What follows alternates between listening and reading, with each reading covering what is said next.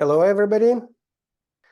And let me go directly to online, and let's start the first TRANSFAC analysis. And then later, I will try to explain you why we are doing it, what we get at the end, and why it's so interesting. And we go first to our website. So this is a geneXplain website. And to start your TRANSFAC analysis, you have to log in. So you do the analysis of fully online through the browser. So you don't need to install anything on your local computer. Everything can be done online. So then you go log in. And of course, either you have your username and password, which you got before when you did registration. If not, you register here. Basically, you have to ask your university library about the registration key. And then you create your own username and password, and that's it. So then you sign in. And then you get all the products which you have as a subscription from your university or from your institute or your own account. You can do it as well. And there are various products. And today we go directly to geneXplain platform and do our first TRANSFAC analysis using geneXplain platform. That's kind of the platform which allows you to do many things. So it is a platform. You do really your data analysis, data processing, interpretation, using many different tools. And you can also do it for many different input formats. You can see here on the screen, like you can do it for RNA-seq. If you have still microarrays, you can do, of course, microarrays here, or you have your ChIP-seq experiment, or you have measured your microRNAs, or you did simply sequencing your genome and your NGS analysis, or simply you have your variations in genome, you analyze your variations. So many different types of input. We will have different coffee breaks in future, explaining all these kind of inputs and different parts of the platform doing different things. But today we go very simple. So we will start from a list of genes, which is here. In this Excel file, you see actually 58 genes. Here you have in the first column the ensemble ID. And this is a gene symbol, gene description, and here the fold change. Basically, this is a list of genes which we get from experiment from Gene Expression Omnibus, where human HUVEC cells, so human cells were treated by TNF-alpha. And then there was a comparison done before treatment and versus after treatment. And here the fold change gives you how the upregulation of those genes which happen after treatment by TNF-alpha. So by putting certain threshold on p-values and adjusted p-values, we got these 58 upregulated genes, and that's our input. So we want to analyze these genes from a point of view of transcription factors which are regulating those genes. So right, so what we do, we actually first we open the data folder, and here are the projects. So basically, when you create your own account, it will be just your own project and few other projects which give you examples. I have a bit more projects because I'm an advanced user of my platform. And here I prepared a project for this coffee break. And here I have something already. I did some analysis before, but we will start from scratch. Let's create here a subfolder. So for that, you press basically right click on mouse, and you create a new folder. So this will be, for instance, like demo 2. Right. So we have this folder. We click on it, and then we have to input our data inside this folder. So here we have this button, input, and you click here on your computer, and you select the example, the file which we want to input. So that was the TNF alpha example. So let me find it. It's here. All right. And I click open. So it auto detects this file as a tabular file. And it finds that in the first column, in the column ID, there is accession numbers, which we want to use to identify those genes. Actually, you can use other columns to have it as identifiers, but here it is ensemble. They are perfect identifiers of the genes. It also detects that it's a human. Basically, there are various other model organisms which are available in our platform. We will talk about it in a special coffee break. But you can also ask. By the way, it's open. This seminar is open for your questions, and that's actually the main idea. I'm telling you something, and you ask questions if something is not clear enough, or you need or any other questions concerning TRANSFAC or platform which you want to listen answers. So if you have enough time for answers, but if you have questions right away, put them here in Q&A button. So you click on Q&A and type your question, and I will look if there are some questions appearing. I will maybe even interrupting my talk and answering you right away to make it really clear. Don't hesitate, just write anything you like. All right, so then we start here, and this table is loaded into the platform, and as you can see, it's immediately opened in the main window, where we can see these 58 genes, and we can basically, by clicking on each of the columns, we can sort them by fold change or by any other criteria. So we have our genes. Now, actually, there we will need something in addition, but let's just go very straightforward. We want to analyze promoters of these genes. But let me first actually to analyze just one gene. I understand that actually that's very often your case. So you don't have your set of genes, but you have just one or few genes which are of your interest, and you simply want to find predict transcription factor binding sites in the promoter of that gene. All right, so let's choose this gene. For instance, the first one, this vascular cell adhesion molecule 1. It's a quite important gene in the regulation, and it's a very highly upregulated upon TNF alpha stimulation. And we save this gene as a separate entity, so a separate file. So we give a name. For instance, we give just a name of that gene. And we have this gene as a one entry. All right, so now we want to find promoters of that gene and analyze it and basically predict TFBS. So we go to Analysis tab. You see here the tabs. And here in the method section, there are a number of various methods you can apply to analyze your data. But here we want to do the site analysis. So we go to the site analysis. There are a number of tools. It's tons of tools. We'll talk about them in various occasions. But here we take just site search on gene set. So in this case, this is just one gene in my set. So I have this table. By the way, by double click, I open this tool. I open any tool by double click. And here you have these parameters of the tool, which you have to fill. So you can either click here to select or change parameter, or you can simply drag and drop your data in this place. And now you have several parameters like, whether it's a human or other organism. And then you have to specify the promoter lengths, whether it's upstream from TSS, transcription start site. By default, it's 1000 BP upstream and 100 BP downstream. And there is other parameters. We will talk about this later. And there is one parameter which we switch off.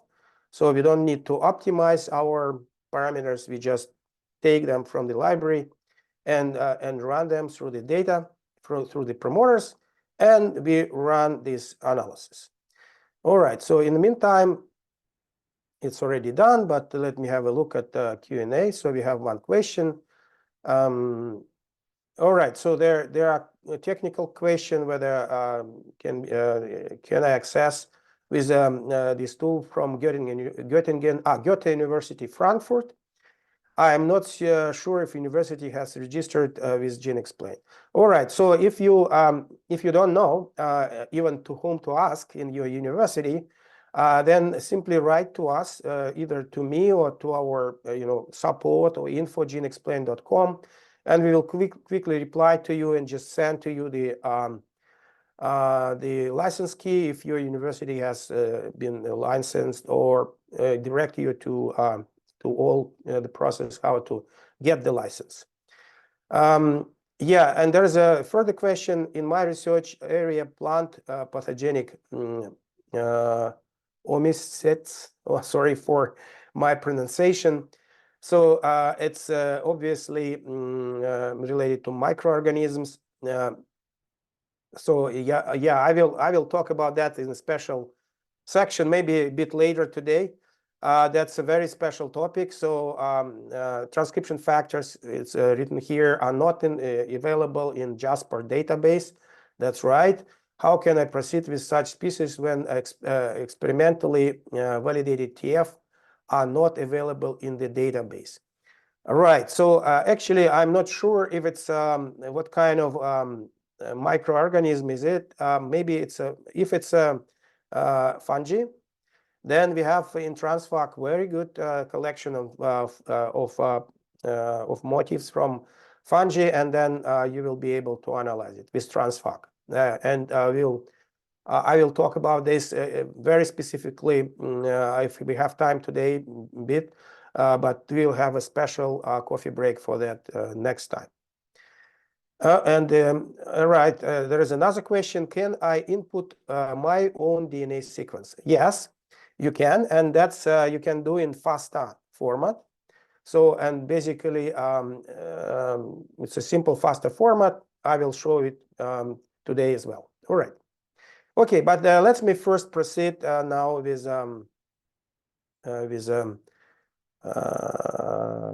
okay, there is answer about license. Okay, so you can read it. Let me further proceed with the results of that analysis.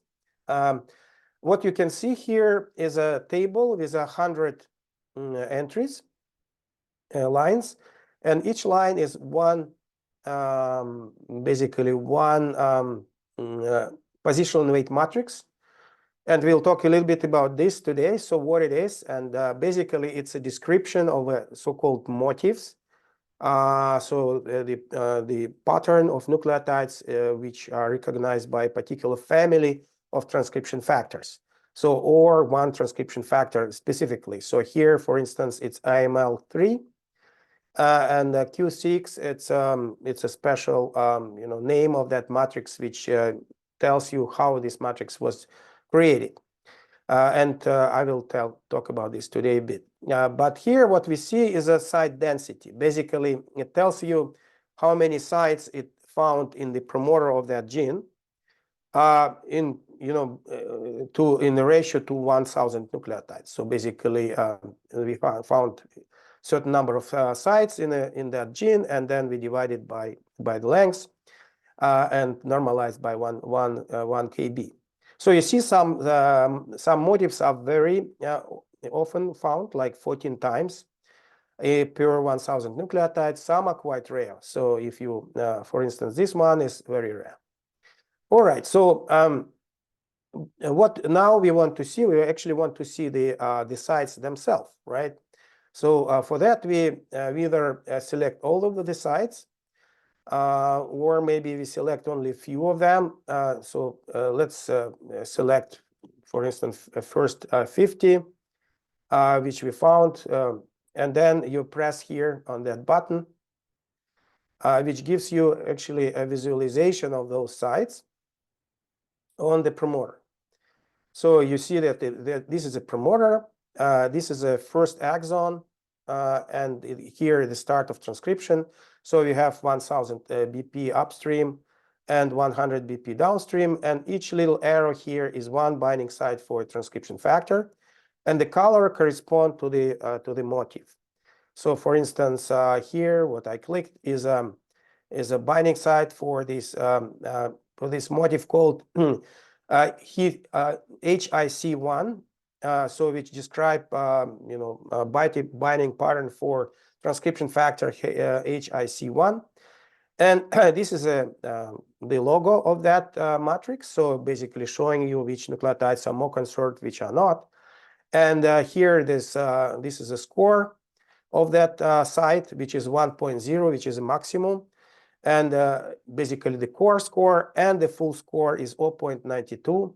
And I will explain to you what is what. Actually, what is a core and what is the full score. But first, so you see this overview of that region. You can also look, of course, into more details. So when you click here on genome browser, in a bit more detail. So basically, in this case, you still don't see the names. But if you want to see the sites themselves on the genome, so we go back to our results, and here you see here in this folder, which is a result folder of that analysis, you get so-called tracks which describe your sites. So if you click on one on the track, which is here yes sites, which is actually all found sites, or only those sites for those matrices which we selected to show here is this track. And if you double click on that track, you get it immediately in the genome browser here, which is is a more or less standard genome browser where you can select your chromosome, location on genome, and you can zoom in, zoom out to see each of that site individually. And again, you can click on that site and see here in this window all the parameters of the sites. You see where the site is located, what is the nucleotide sequence of that site. And basically, you also see the orientation, in which orientation this matrix was found, this site. Right. So, and of course, you can put on this browser more information. For instance, we want to basically know information about genes. So you go to the track of this human ensemble human. We can put here genes by drag and drop. We can put here repeats. We can put here, for instance, all the known variations. And then by zooming out, for instance, we see those genes here. So let me put it here, this gene. So, okay, zoom it a bit out. So you see this gene. It's a first exon. And as you know, we took the promoter of that gene and analyzed binding sites in that promoter. You see all the variations. And so it's a tool to do the analysis. So but this is basically your first TRANSFAC analysis. You got your sites, you got your statistics, but that's about just one gene. We will return to this after a little bit showing you some slides. In between, we'll return to analyzing sets of genes. And you will also understand what is the difference and why it's better, it's recommended actually to analyze basically the set of genes. Then you are a bit more closer to reality rather than if you're just analyzing one gene. All right, so just one little thing before I go to my slides, which I have prepared for you. It's any of this data can be exported to your computer.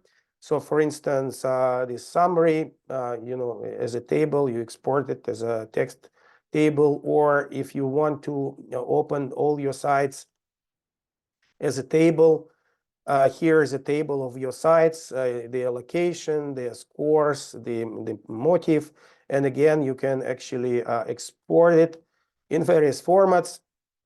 You can export it as a DEG file because it's actually a location in genome, and you can use this DEG file for your further analysis. For instance, you can put it in a different genome browser and see those sites, or you simply export it as a standard classical match format, which you may know from many years if you are using match before and using TRANSFAC before. It's a text file with which shows basically this information where you found which sites.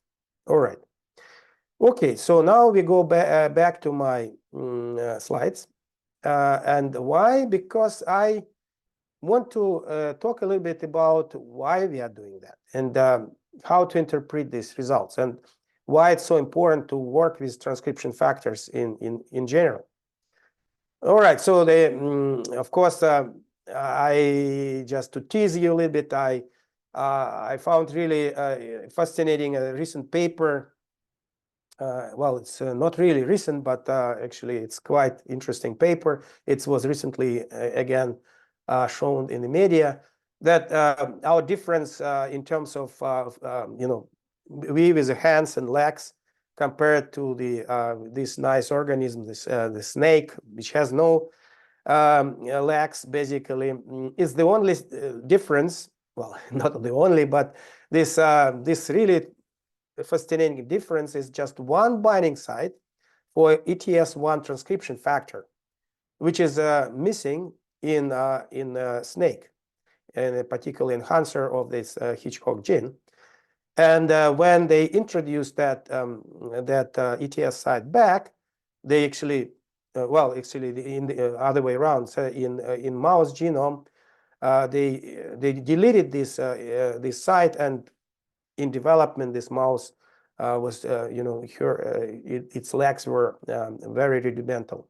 And this little, 10 or how many, 12 nucleotides in the genome, somewhere in this 1,000 million nucleotide genome, really, defines whether you will have legs or not. And that's really fascinating how powerful are those transcription factors. And of course, this general idea of transcription factor regulation. All right, so sorry, I'm always interrupting because the questions are very important for me. What do you mean by property score and core score? Does it give p-values of the predicted transcription factors? On what basis can we select the TFs? Very good question. I will tell you about score and core score in a few slides.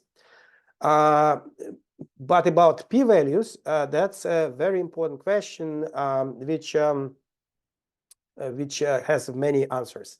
And I will also touch it a little bit. So basically, at the moment, the selection of cutoffs on the score, and it's a really a standard position, and my very firm position is not based on p-value.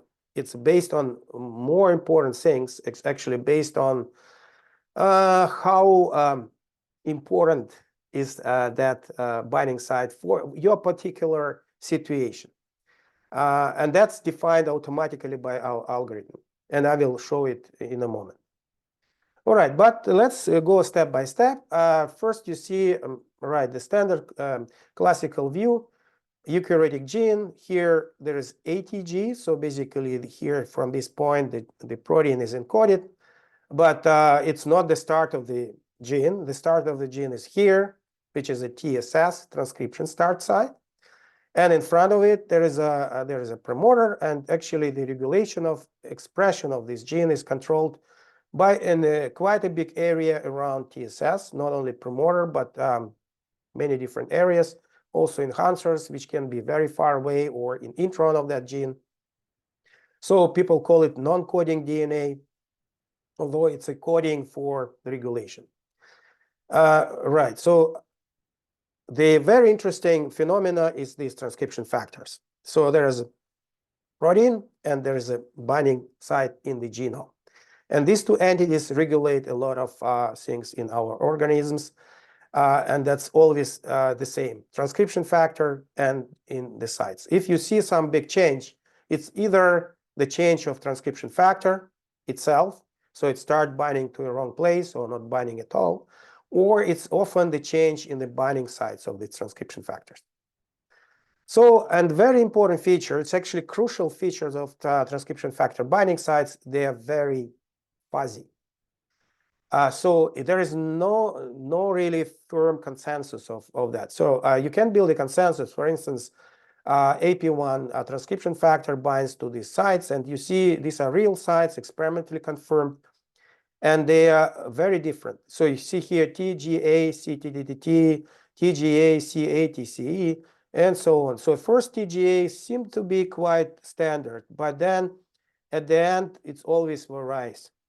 And if you look to the consensus of that site, so we will return to this question about transcription factor, but let's first talk about the binding sites. So this is a structure of AP1 factor, which is actually a complex of two proteins, FOS and JUN, and it's like a fork sitting on DNA, so it looks like it's sitting quite firm. But here it starts binding to different atoms of that DNA in a vague way. And as you can see from reality, so it's not really firm. So actually, some nucleotides are always the same, very often the same, but some nucleotides of those binding sites are quite variable. And if you look at this consensus, which is here, which is TGA, CTCA, and the size of the letter correspond to how conserved, you can say conserved, or it's better to say how stable this nucleotide in that position of the site. And here, so-called positional weight matrices, which are TRANSFAC was, the first database many years ago, actually more than 30 years. It's 30 years, sorry.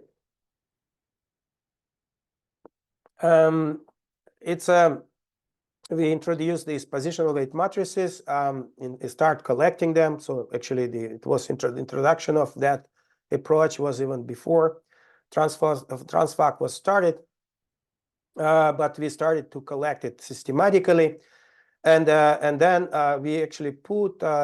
So it's a simple matrix of the length of the site, and here we have 4 nucleotides, and each position here correspond to the weight, how big is the weight of that nucleotide.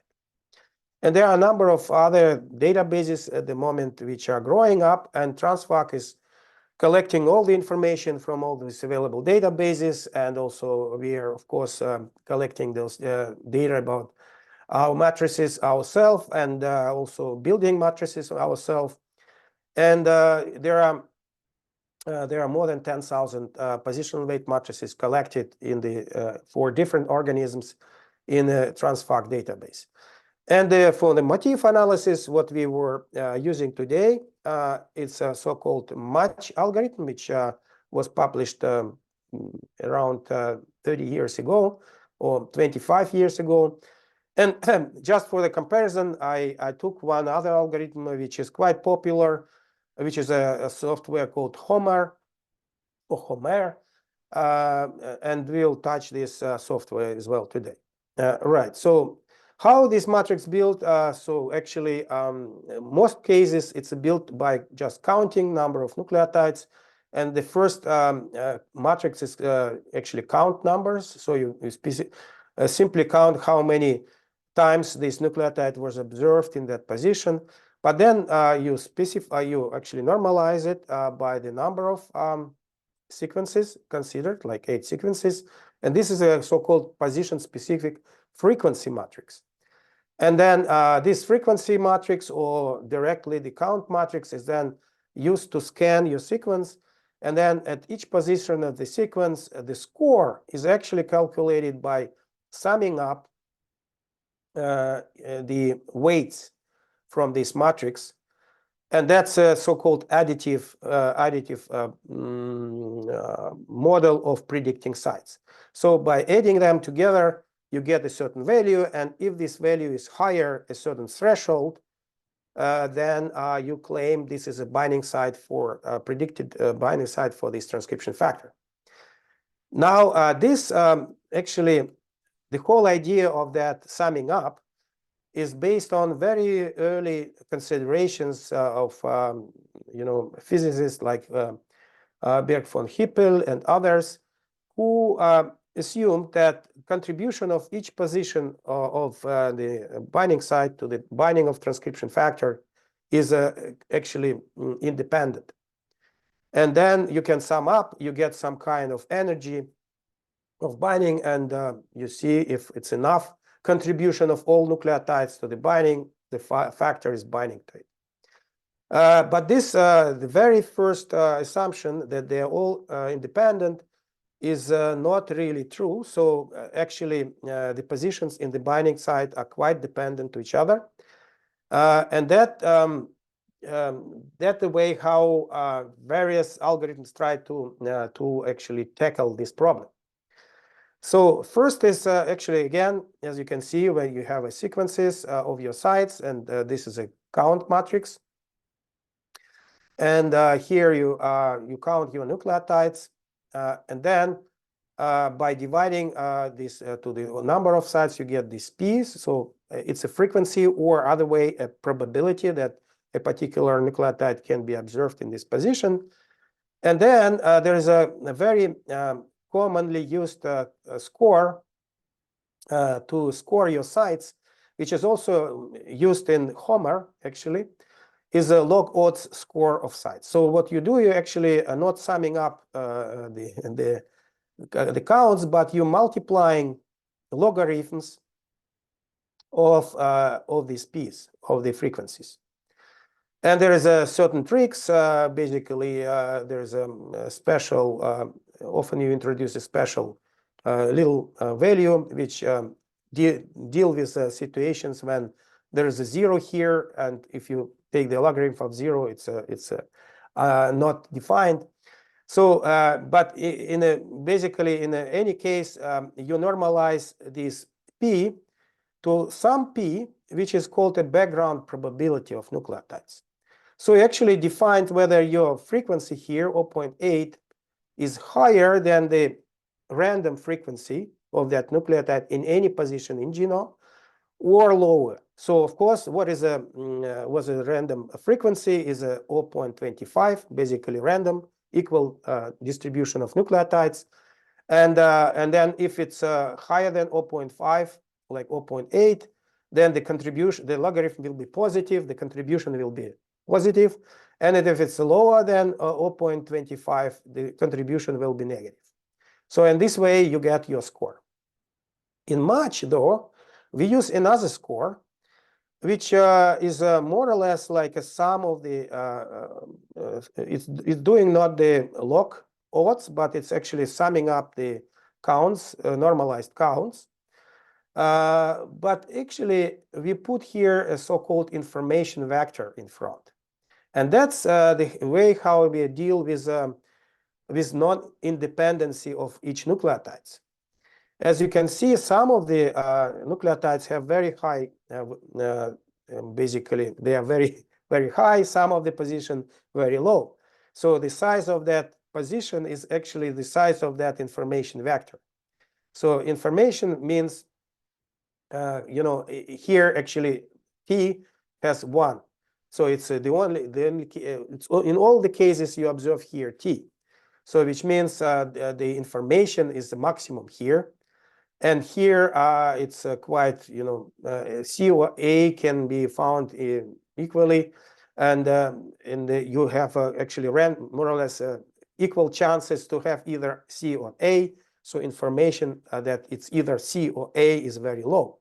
So actually by multiplying it by information vector, we adding additional contribution to the score to those positions which are not really equal in contributing to an energy, to the energy of binding. So these are more important nucleotides contributing to the energy of binding, and these are less important nucleotides. So it's tackling this independency problem in that way. Anyway, so in Homer, as I said, the score is a log odd. And actually very important to understand that here, Homer, and we also follow that, that the probability of nucleotides in the random case is observed is considered as 0.25, which is not truly the case in many genomes, but still we do that because we don't know what is the local probabilities of those nucleotides in a particular sequence, which we can of course always check, but there is a certain quite important consideration that here why we shouldn't really exaggerate this in consideration of the background probabilities. If we really do it as many people, statisticians would do, we probably will lose a lot of sites which maybe not random, which are random from a point of view of probabilities, but still for transcription factor, it doesn't care whether the site he is binding is random or not. It sees the pattern and it binds to it. So that's why this consideration of the background probabilities has to be really taken with care. And another point, very important, which I will touch today, is the score. The score and the cutoffs. So as I said, when you got a certain score, so then you have to define a cutoff telling, so if the score is high, a given cutoff, I consider this as a binding site for them, that factor. If low, I think it's not. All right, so and which cutoff to choose? And in many tools, and actually exclusively in all tools except Mach, and especially also in Homer, this cutoff is actually is defined once and forever. And as you can see here, the selection of correct threshold, you may need to guess and check. So that's why I put this picture of which Homer is also put on their website. So you actually have to check and guess which cutoff to use. And there are many considerations how to do it, but once you do it, it's forever. So which means you found the sites or not. And that assumption is wrong. Actually, that's why in Mach, we play a lot with cutoffs. And to explain it here to you a bit on that graph, when you go to TRANSFAC and you apply it in the Mach algorithm, you apply site search, you have to choose so-called profile. And profile is a collection of matrices which you're applying, plus it gives a cutoff. In each profile, you have a different cutoffs for matrices. So the same matrix can have a cutoff corresponding to so-called min FP, or cutoff corresponding to min Fn, or cutoff corresponding to min sum. What it is? Basically, if you take a matrix like this, so it's a matrix for E to F transcription factor, then so what we did here, we have all known sites for transcription factor E to F known. We're collecting them in TRANSFAC. And then we can apply this matrix to recognize known sites. And of course, in the best case, you would have to recognize all of them because they are all true sites. So we are experimentally proven. But as you can see, as I showed for AP1 case, some of the sites are being quite real. So factor is binding there. They are still very far from consensus, and you will see it also in the next slides. So which means you have to put your cutoff very low, which is called min Fn. For instance, cutoff should be 0.75 to find all your sites. But then with such a cutoff, you of course will get a lot of false positives. Actually, you see this is a you got like 100% false positives. That's you get a lot of false positives. You can put it as 100%, and that's the maximum. So you get a lot of sites. But you found all of them, all true sites, but many of them are false positives. On another side of the coin, if you put a very sharp cutoff, you minimize your false positives. You find very few sites in your genome, but you would lose a lot of true sites because only few sites from known sites are actually fitting exactly to the consensus, which is score correspond to the score equal 1. So and then you may find in between an equilibrium between these two false positives and false negatives, and define a cutoff which is a mean sum. So these are actually defined cutoffs, and we have profiles in our database for all these 3 cutoffs. Moreover, right, so I show here actually, but maybe you can read this by yourself. Some papers we published a few years ago showing basically whether this approach of match algorithm comparing to these log odds or a simple additive score, whether it actually makes sense.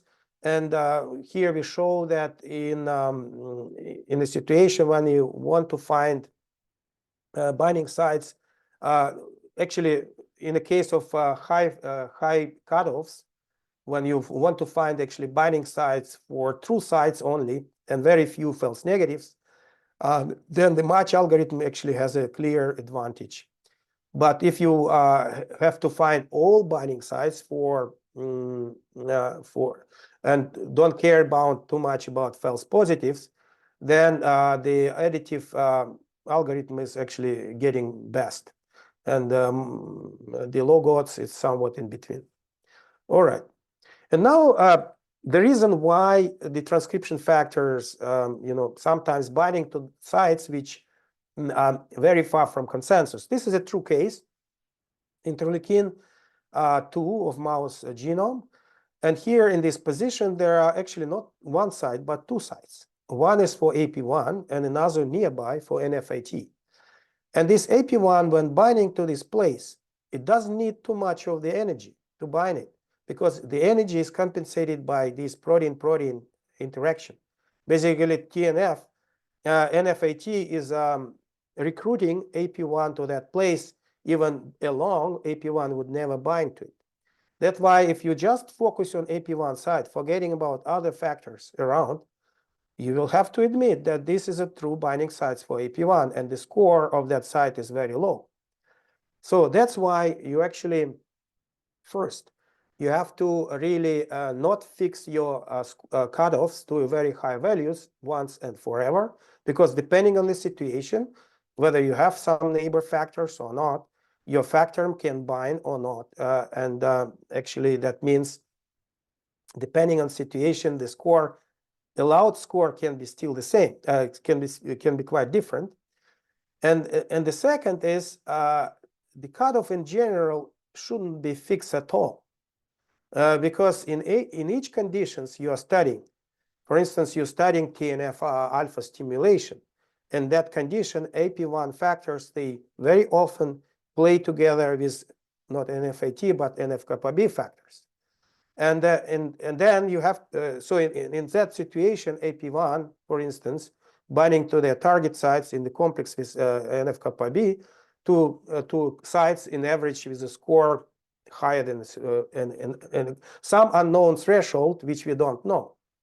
So that's why in match algorithm we actually don't fix this cutoff, but the algorithm find those cutoffs by itself automatically, and we will see it just in a moment. But first, let me show this slide.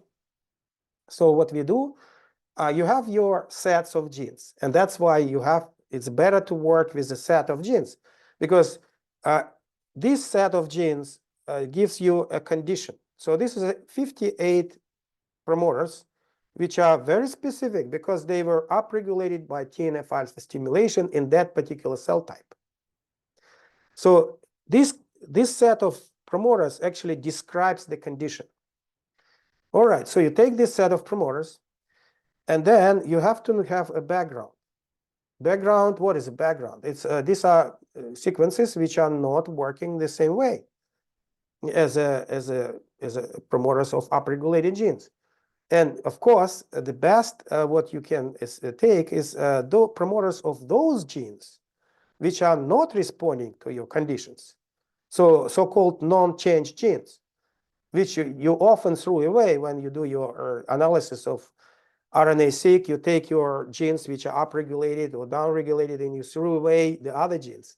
But these are very valuable information, because these genes, being in the same condition, didn't change expression, because their promoters have something or don't have something which is here. So we are comparing then this, and then we're searching for binding sites in these promoters. We're searching for binding sites in these promoters, and then we compute such a score, or P, probability. And now this P value is really something important, because it tells you how probable that this number of binding sites here is different from binding sites here. Number of sites, right? And then, but that's a clear approach. Actually, the Homer algorithm doing the same. It also applies similar picture when searching for so-called enriched binding sites. The only big difference, and very crucial difference, and that our algorithms actually start to vary cutoffs from 0 to 1 for each of the matrices, and find automatically such cutoffs for each of the matrices, which maximizes this difference. And by doing it, actually, it finds the conditions under which this factor is binding to their target gene in that particular situation. All right.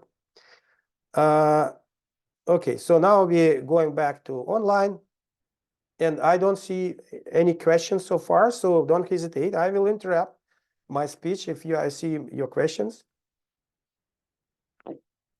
All right, so now we are going to work with the whole set of 58 genes. And we go to the same, so let me first actually close these all tabs. So to click, because tabs are accumulating and sometimes it's too many. So we have this set. And then we go back, and we actually run the same site search on gene set. But now what we do, we put here all gene set here. And you see we need null set. And null set is a background set of promoters. And actually, I already uploaded this. It's called non-change genes. We have here 312 genes which have actually fold change around 0, log fold change around 0. So they don't change expression at all. So what I do, I take this set and put it as a null set. And now let's talk a little bit about these profiles. So as you can see, this the default profile is a so-called non-redundant min sum. Now you know what is a min sum. And but there are more, other profiles available in the TRANSFAC. So you can see them here. Let's go through them a little bit. So this is a non-redundant, which means we choose. So as you remember, we have around 10,000 profiles, 10,000 profile, 10,000 positional weight matrices, and from them around 7,000 is for vertebrates, for matrices to use to analyze human genome, mouse, rat, and other mammals genome. Even all vertebrate genes can be analyzed. Vertebrate species can be analyzed with those matrices. But we have redundancy of those matrices. People call it redundancy, which means for one factor family, you can have 10, 20 different positional weight matrices coming from different papers, from different conditions. We keep them all. And then to run it a little bit faster, the whole analysis, we selected a non-redundant set. We basically took one matrix from each of that family. Although this is just for quick search. For a real study, I would really recommend to use a full vertebrate set, which have all the vertebrate matrices. So which means for one factor, you may have 10, 12, 20 matrices, or maybe just one. And then let the algorithm select that matrix and that cutoff, which is best for your situation. And that's a very important another feature of our approach when we really don't fix prior your experiment any parameters. So cutoffs are flexible. Which matrix to use are flexible. So let algorithm to choose the one which is really discriminating your set. And here it's this is a set of matrices where the cutoffs, we have to put a certain starting cutoffs, because then what we algorithm do, it will start from a given cutoff for each matrix, and then it will play and will select the proper cutoffs, but the lowest border is the one which you put in. And then actually this profile is defining cutoffs for each matrix based on P001, which means it expects by random chance that this matrix will be found in any place of human genome. And here it uses actually a nucleotide frequency from whole human genome with a frequency of 1 site per 1,000 nucleotides. All right. So this is like with a more higher, lower thresholds, which require allow like 5 sites per 100 nucleotides, so very frequent sites. So which means it's which you will not miss through sites. All right. So and then it gives all collection of 7,000 matrices. So you can select that, but now I will not do it just to speed up your analysis. And then you see this optimized cutoff is here, and so this option. So we will do the optimization of our cutoffs, and we run the analysis. But in between, I will answer your question. Sorry, I will. Is it possible to search for motifs for several TFs, taking into account their interactions? Yes. And that's actually very important question. You've seen this case of AP1 NFIT, clear interaction between two factors. And these are known interactions. So basically, NFIT AP1 is a known interaction. And we call them composite element. And we have a special tool which searches for known composite elements. So basically, searching for sites which for NFIT AP1, there are a number of composite elements which are known. But actually, the problem is that very few interactions are actually known. We estimated it's maybe less than 1%. So actually, there are a lot of TFs interactions over there in genome, which we don't know. And that's why we have another algorithm. I will talk about that in the next coffee break. It's called genetic algorithm. It's using genetic algorithm, and it's called composite module analyst. So it's actually searching for binding sites, taking into account unknown interactions. It's searching for binding sites and at the same time searching for TF interactions. You can do it, say it like that. Thank you for your question. All right, so we see here the results. So now the table of the output table is different. Actually, you see here more columns. And here you see your site density, not just in your promoter, but in promoters of yes set. So these 58 promoters of foreground. And then this density of those sites in non-changed promoters of non-changed genes, sorry. And then you have this yes to no ratio. Basically, it's divide the frequency in yes to frequency of no. For instance, take this one, IRF1. It's a very important factor. Clearly, it's responding to TNF-alpha stimulation. But the binding sites themselves are very rare in those genes. You see only 0.6 times in the genome, in the yes set of genes. But in the no set of genes, it's even more rare. It's 20 times more rare. And here we can estimate now p-value. So we can estimate the p-value of such a difference. Well, this real R, you know, it's a NF-kappa-B factors, and that's really a showcase. So we have like very frequent in those genes, but quite rare in no set. And the p-value is 10 in minus 11. So it's very significant. Let's just look at these sites. You can select one line here and click here, for instance.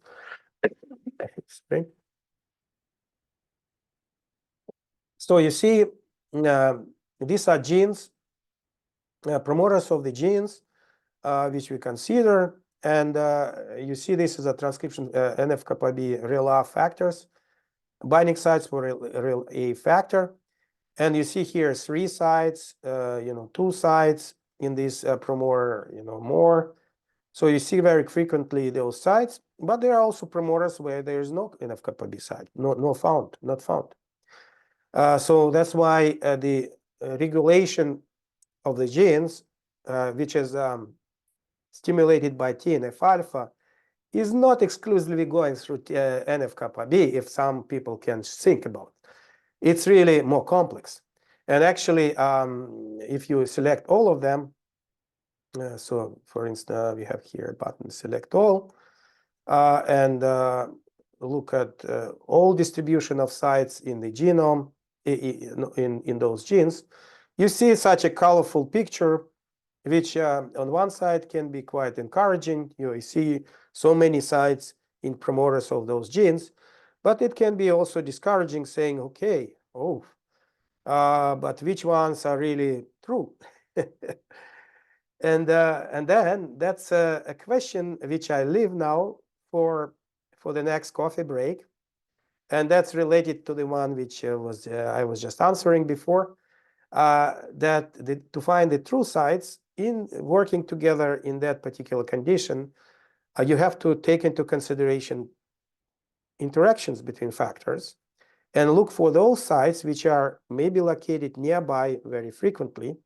So you have to look for complexes, so combinations of sites, and that's done by the tools here, which I will tell later. All right, so okay, with that, I think I will finish for today with my talk. But let's. I would like to wait quite some time, if you like, and answer your questions.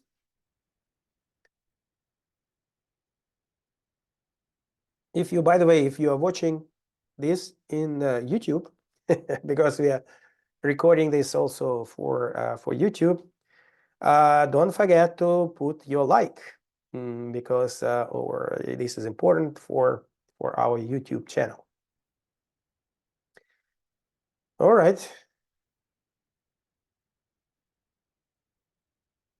So I'm like just browsing through my data, but actually I'm waiting for your questions. You see here, there's this tool created a number of files, and now this again, yes, sites. Once you click on them, you open them in the browser.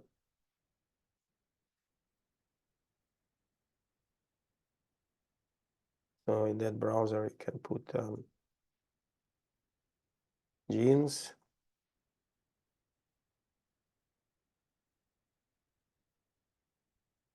So this gene, for instance, is going in the opposite direction. So here the first exon, TSS, and these are your binding sites. So once you're zooming it, you see the names of the factors.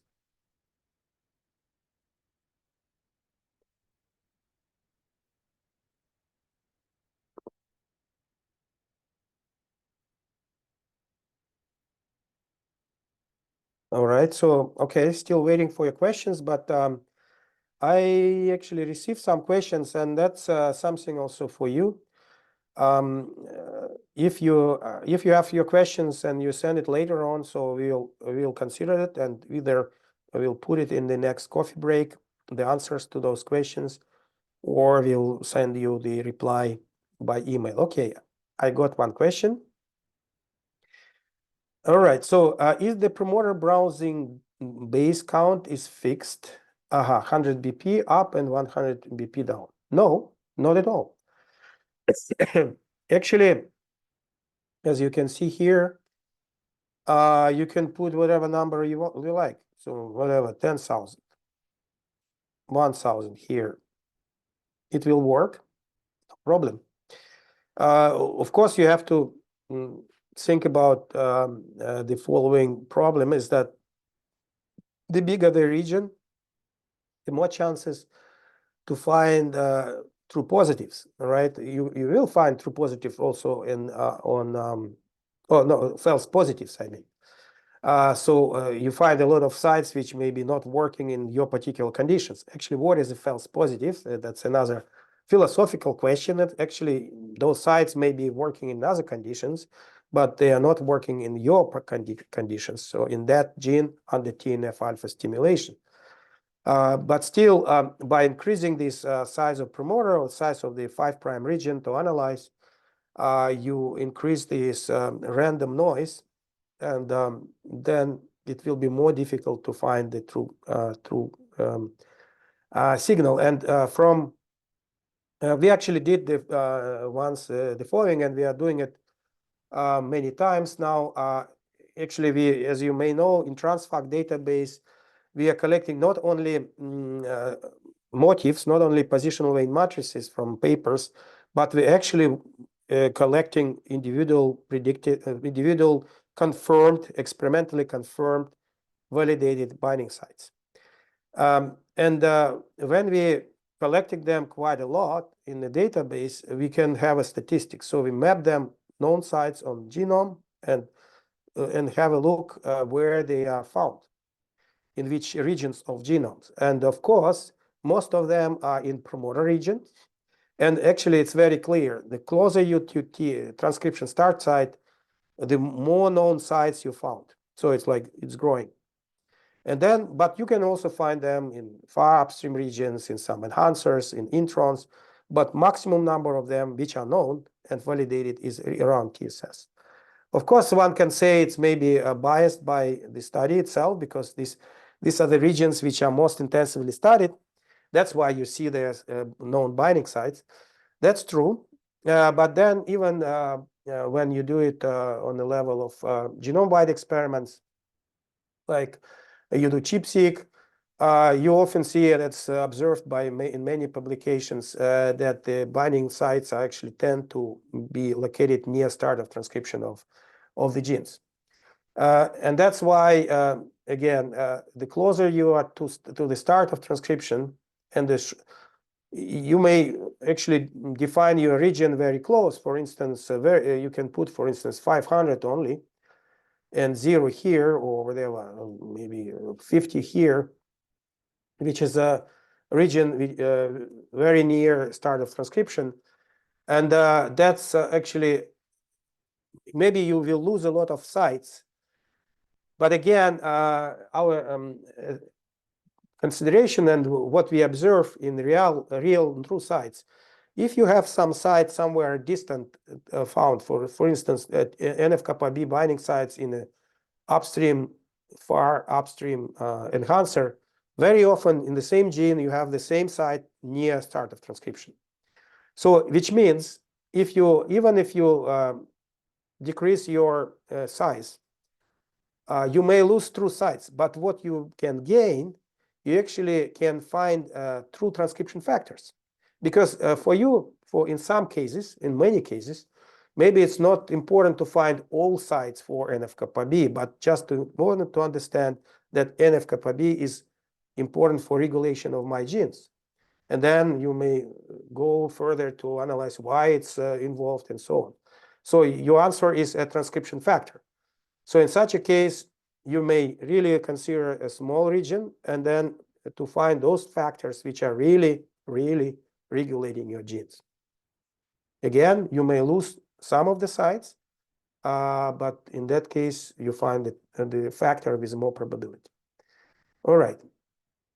Another question. Is it possible to find TFs if we don't have any ChIP-seq data for the particular gene? All right, good question.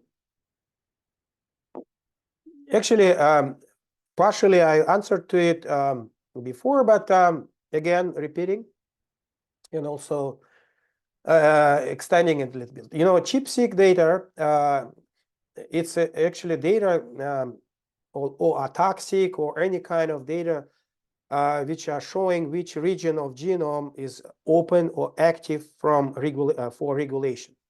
So basically, the place of genome where these factors are binding. If you're doing your ChIP-seq with antibodies to a particular transcription factor, you really can know where this factor is binding. Maybe not really to the extent of 10 nucleotides, but at least you know the region.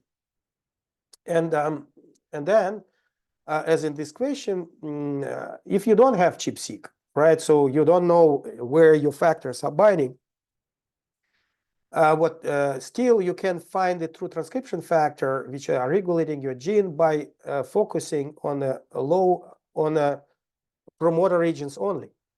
Why? Because as I said, very often if you have your factor binding in somewhere distant enhancer on the special regions in genome, very often you have kind of a mirror of those sites near start of transcriptions as well. Not always, but very often. And again, if you are curious about understanding which transcription factor is regulating your gene, your genes, actually set of genes, maybe you don't even, it's not so important for you to understand which particular gene it is regulated, but just generally, your sets of gene is regulated by NF-κB. Again, maybe it's not important for you to find all sites for NF-κB in all your genes, but just to get a high probability p-value that NF-κB is important. Then this method of reducing the size of the promoter can help you. Saying that, of course, if you have ChIP-seq data, it's a tremendous change. Because you are now, in addition to your promoters, which you know anyway, well, to a certain extent, because you know in different conditions you can have a different promoters, but anyway, in most of the cases you have TSS in the same place. In addition to that, you have also information about where exactly factor is binding. Of course, if you have ChIP-seq data and transcriptomics data, these two types of data together is much better than any single of them. And in the next coffee breaks, I will show how to combine RNA-seq and ChIP-seq data together in one analysis. I have bit time now to answer one question which I prepared. I mean, there was a question which we got before, and I promised to answer it in the coffee break. So the question is the following: how do you backtrack a particular TF from a matrix predicted with your tool? How do I know which protein is actually regulating my gene? What are the filters I can apply to all TFs corresponding to that matrix in order to select the most probable one in my case? This is very, very important. So again, this is something which may be missing for many of you, is that transcription factor is a complex protein, and it has many domains for interacting with other proteins to do their job, and it has a DNA binding domain. And this DNA binding domain is just a domain to bind to DNA and to anchor those factors to that place, and then it's like an anchor of the ship. So you put the anchor and then you do whatever you're supposed to do, but the binding is just the anchoring. And this binding, these DNA binding domains are very often quite similar between different factors. For instance, you have a family of factors, NF-κB. So there is rel A, rel B, so NF-κB1. So many proteins and their complexes which organize a unit of transcription factor. But the DNA binding domain of those proteins are very similar, sometimes actually identical. So they're all binding to the same sites. Which means when we have a motif, when we have a positional weight matrix, it describes the binding sites not for a single factor, but for a family of factors. All right, and this is written in the matrix entry. So if you go to our database from a particular matrix, you see which proteins, which transcription factors are actually associated with that matrix. So to not to delay, probably let me see if I have here some links.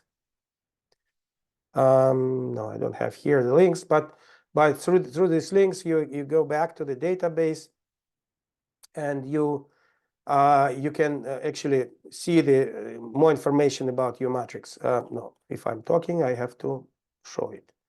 Let me open the TRANSFAC database, and these are my profiles. Let me open some profile, and these are the matrices, and this is a link to the database. And then you see in the database the matrix itself, and you see which proteins actually linked to that matrix. Well, in that case, this is a Select matrix, so it's in vitro, and it's only one protein which is linked.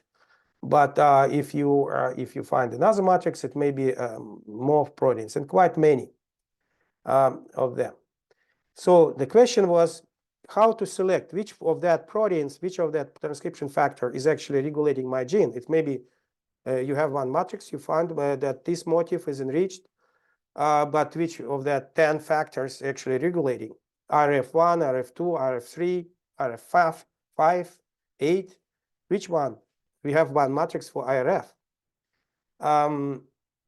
And that depends on many conditions. And this you can actually, and the tool helps you to do that.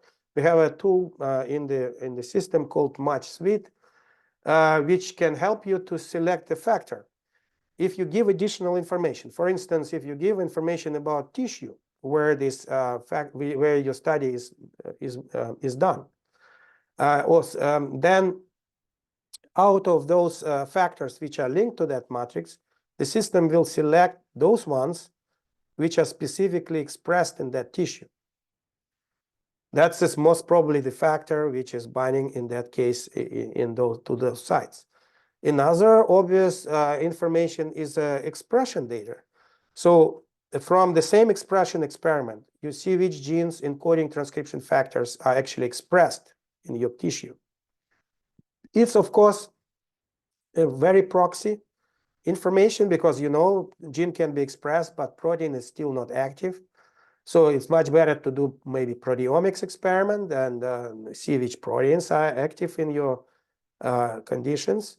And then again, from the matrix, you have 10 proteins, and then the one which you found expressed in your experiment is probably the one which is binding to those sites. All right. Okay, so we have a question. On the basis of only a score, how to select TFs as TRANSFAC gives a huge list of TFs, how to filter them. All right. Yes. So now there are two angles of that question. One angle is what I was talking about. So if you found one matrix which is important, how to select transcription factor, again by additional information through expression of those factors or through tissue where it is expressed. But there is another point in that question. If you have many motifs, many positional weight matrices, like in this case 75, which are enriched in my promoters, which one is more important? Which one to select? And of course, here we can do it by statistics. So what I usually do, if we have so many factors to focus on few which are more important, simply to sort them by either by yes to no ratio or by p-value. So the most significant p-values are the lowest one, and here you see a few of them which are very, very low p-value, and you can filter it by here in the tool you have various filtering options. So for instance, you select only below threshold when your p-value below say 0.001 0.001. So that's the threshold which I usually apply. So you get only 22 factors. You can do a combination of the criteria when you know, both are important. So p-value is a good thing, of course, but you can get a very significant p-value, but the yes to no ratio is not really very big. This happens often when your sites are quite frequent. So like in this case, you see 25 sites per 1,000 nucleotides, very frequent sites. Probably the motif is very fuzzy. The p-value is quite significant because even this change from 25 to 21 to 1,000 is quite significant from the point of view of that binomial distribution which we are using. But yes to no ratio is 1.2, is not very high. So you can apply two conditions, like you say p-value below 0.1 and yes to no ratio should be higher than 1.5, for instance. So you apply this and you get just eight matrices. This is a quite clear way to select your matrices. Another more biologically proven way is to do it applying combinatorial analysis, and that's something bigger topic. I will talk about that next time. But basically, out of these ones which are found here, the whole set of not just these 8, but actually you take all found significant ones, and then let the algorithm to select which combination of few of them discriminate my sets better. And that's done by help of genetic algorithm, which selects different combinations and really gives you the set of factors which are, from point of view of that algorithm, working together. So really combining to each other and interacting to each other and regulating the genes together. All right, so I think we will finish our discussion for today. You see my voice is gone, so I I can talk maybe more, but maybe I need more TRANSFAC sites, TRANSFAC coffee. Thank you very much for your attention and your presence here and your questions. They're very important. They're helping us to really understand what you need. Prepare your questions for the next time. We are doing these coffee breaks quite regularly. So almost every second week, we'll have it. See announcements and welcome back to our coffee break. Thank you very much and see you next time.